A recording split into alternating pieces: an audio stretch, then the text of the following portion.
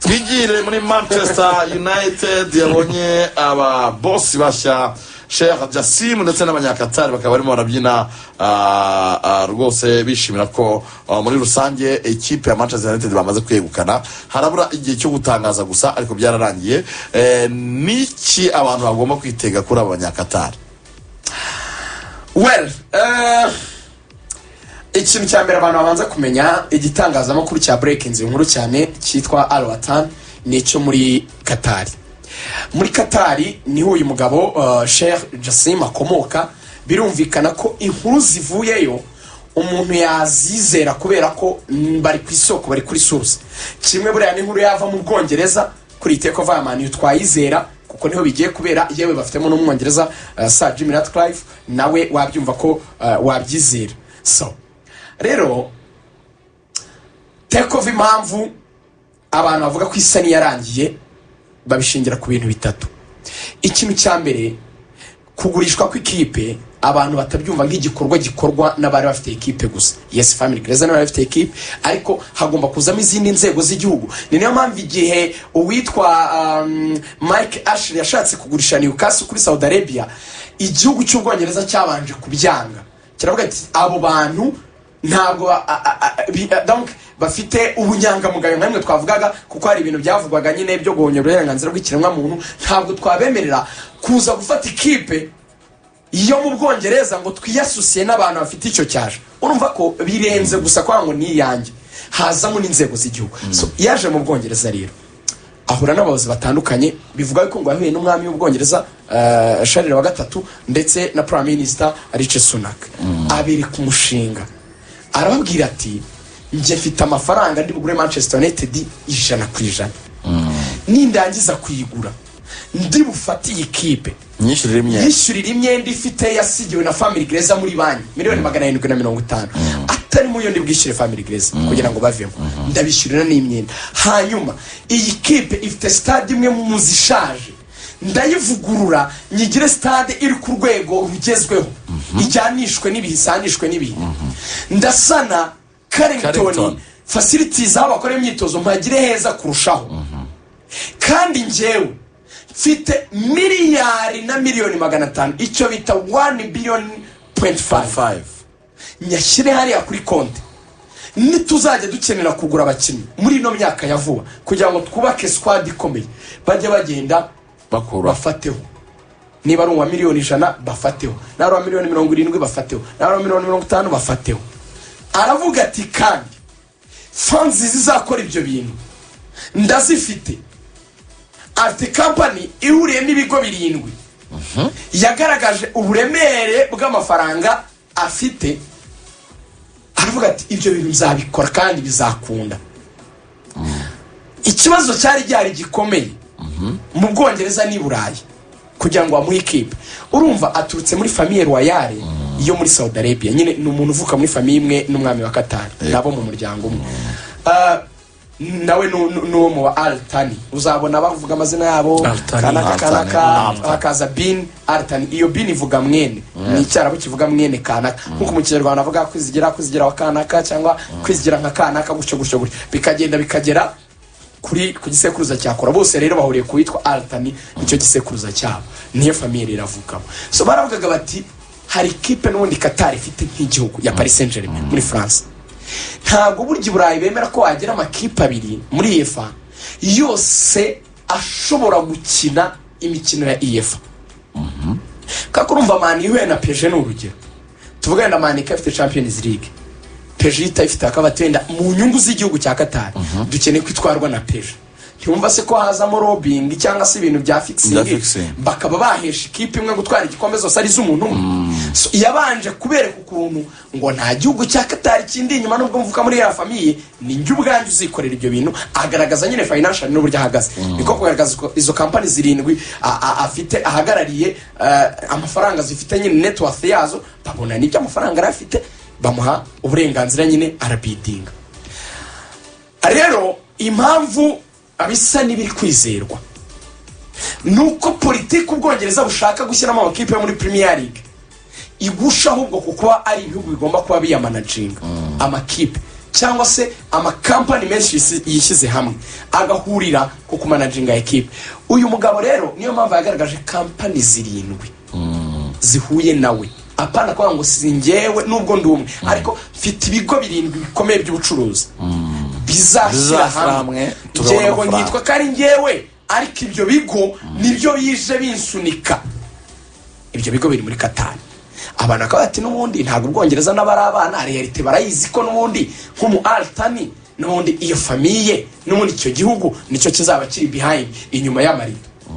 Ariko burya ibintu byose bikemurwa n'inyandiko. Hari igihe nyine umuntu hasaka kwereka inyandiko ukabona ko kubeshya, ariko inyandiko cyo zivuga zikaba zibidefanga. So bavuga rero ko kuza mu Bwongereza guhura n'abari abantu bakomeye byamufunguriye amarembo, kuko byatumye nk'abantu bafitanye umubano mwiza na famille royale yo muri Qatar bavuga bati buriya Qatar yashora amafaranga menshi mu Bwongereza, yaguze y'amamore, yaguze y'amabanki, yaguze ibintu byinshi. Bakaba bati ntacyo bitwaye tugize ubwami bwa Saudi Arabia bafite ikipe tukajyana n'indi ya Qatar, kuko nabo barabizi ko Qatar nayo irimo, tukagira n'abandi baherwe bafite ama ekipe. Noneho aba bantu ko bafite amikoro ahagije bazajya bagura abakinnyi bakomeye, bityo Premier League iba ryushanwa rikomeye kurusha ayandi, kuko buri icuruza n'igihembo cyayo ikiruti cya Champions League. Buriya Premier League wayitwara ashobora kubona $155 kuri Man City niko byagenze, hanyuma Champions League bakuye $122. Bumva ko Champions League iri munsi ya Premier League in terms y'ibihembo. So ukaba bati rero buriya bafite n'itegeko basinye ko yakira cyaje cya Super League, amakipe yose ya Premier League ko basinye kutazahirahira gukina irushanwa ritemewe na FA. Barabisinyiye kugira ngo bakomeze gutuma Premier League ikomeye. Rero barifuza ko abantu babaherwe, abantu bafite amafaranga menshi, ibigo bikomeye by'ubucuruzi yewe ndetse n'ibihugu bigura ama equipe, noneho bahurira ahantu bose bafite amafaranga, icyo bita financial muscles, noneho bagura abakinnyi bakomeye, Premier League ikomeze ibe ku gasongero. Rero ni muri iyo logique benshi bavuga bati birasa n'ibishyira ko muri iyo logique yo gukomeza Premier League batavuga ngo Saudi Arabia tuyahaye Newcastle, abandi bantu bafite izindi kipe zikomeye, leta zumwe z'Abarabu zifite Man City, noneho Man yo ngo tuyihe umuntu ku giti cye. Uriya mugabo Subscribe ko ntabwo bizeye financial, ariko yahangana n'abari abantu bakaba bati Man City ifite leta zumwe z'Abarabu, Newcastle ibifite ingi, Man ikagira nayo Qatar, byatuma ibyo bihugu bihangana. Noneho n'abari abaherwe bafite za Arsenal n'abandi nabo abafana bazabashyira kuri pressure bagurishe, wenda haza n'ibihugu za Kuwait n'abandi bagure. Ni muri iyo logique rero ubona ko Abongereza amahirwe menshi bari kuvuga yuko uyu mugabo take over ari ushobora kuba yayitsindira akaba yahabwa Man. So ubwo rero nayahabwa muzatinya, kuko amafaranga aziyongeramo ari menshi kandi azahindura ibintu byinshi. Kipe izaba yiyubatse. Hanyuma situation ya Kylian Mbappe uyu munsi igeze kubona uko updating umunsi ku wundi. Paris Saint-Germain agaragaza position, ariko Kylian Mbappe yagize icyo atangariza itangazamakuru. Amakuru hanze y'ikibuga arejo Lorenzo zabaye yakoze zagaruka kwa kane, aba kwa kabiri no kwa kane. Icyo ngicyo kirasobanutse. Hari abakomeje kwibaza ngo amakuru hanze y'ikibuga kuri YouTube, icyo kirasobanutse. Naho bari kwandika yandi ari ibintu biba biri kuri YouTube nyine, rero umuntu ukabona kibaza nk'ubwenge bw'uyu muntu koko ngo Lorenzo ngo baramwanga umwana hanze no ukura ngo baramwiruka, baramwanga se yangajwe n'ikigo uyobora. Kuze abantu nabasazi unarandika ngo umuntu baramwanga avuye mu kazi hano, wese upanga ikiganiro dukora ibyo nyambabwira. Hari abantu nyine bagira niba ari umuntu w'umutumye ngo ngwino utukane umuntu. So situation ya Mbappe rero iroroshye. Situation ya Mbappe muri PSG arashaka kuvamo, nubwo adashaka kwerura mu kuri kw'ibintu ko ashaka kuvamo. Impamvu ni Mbappe iyaza kuba adashaka kuva muri PSG yari kubongerera umwaka umwe, bari baravuganye ko bazumvikana bakongera. Sinzi niba tubyumva. Mbappe yasinye imyaka 2 muri PSG, asinya amasezerano aturuka 2023 azageze 2020, 2022 azageze 2024, ubwo ni imyaka 2. Ariko basigaza umwaka umwe uturuka 2024 2025, iyo sezimwe aravuga ati reka uyu mwaka wo ntituwemeze 100%, twumvikane ko nimuramuka munyuzwe n'ibyo nakoze tuzawongera nanjye nindamuka nyuzwe n'ibyo ikipe iri kugeraho nanjye nzawusinya ubwo urumva peje itibona ni umutego yitayemo barasomese logique yuko twebwe none nkatwe tuzamenya yuko ko kutazagendera ubuntu niyi araba nta kibazo uyu wa 2022 nurangira ubwo nise zimwe zabirangiye mu myaka 2 nasinye nzabona kubaho icyemezo niba nongera cyangwa niba ntongeye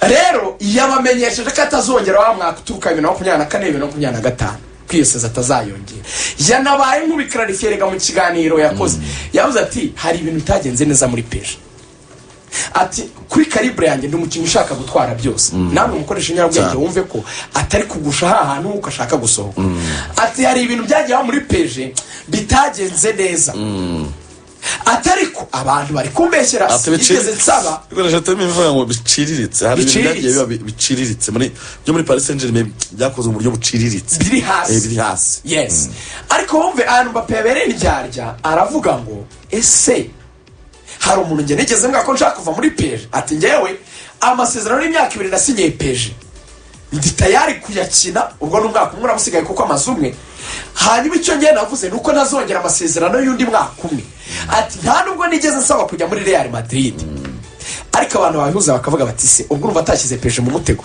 nese kasigaje sezime arumva peje yakwemera ngasoze azagendera ubuntu niko kwibwira ati nimungurishe sigaje umwaka ukuramo amafaranga kandi niryo jambo bavuze ngo ndashaka gutwara ibikombe cyane ega Champions League avuga ko niyo adatwara ubwo niko kwati mungurishe muri Real igitwara nigireyo njya gukina ntwara ibikombe namwe musigarana amafaranga